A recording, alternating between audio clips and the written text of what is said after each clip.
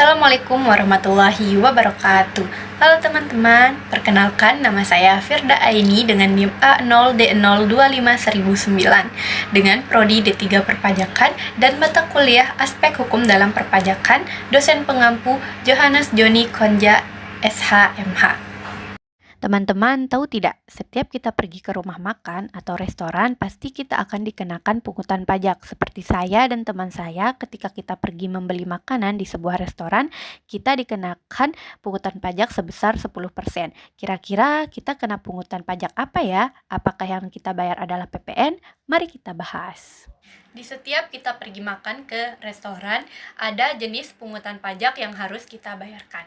Jenis pungutan pajak yang harus kita bayarkan adalah PB1, bukan PPN.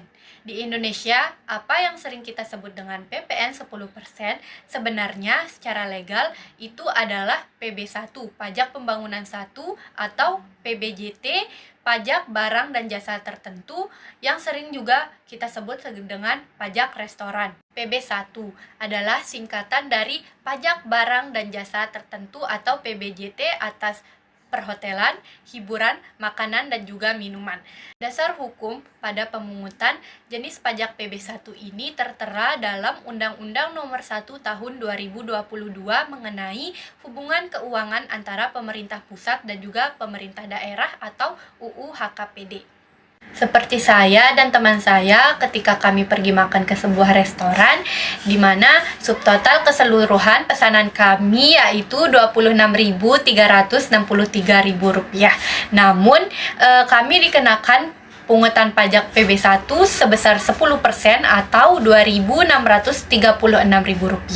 Setelah ditotalkan dari subtotal keseluruhan pesanan kami dan juga pungutan pajak tadi dihasilkan sebesar Rp28.999.000. Dan setelah dibulatkan juga oleh pihak restoran, saya membayarkannya menjadi Rp29.000.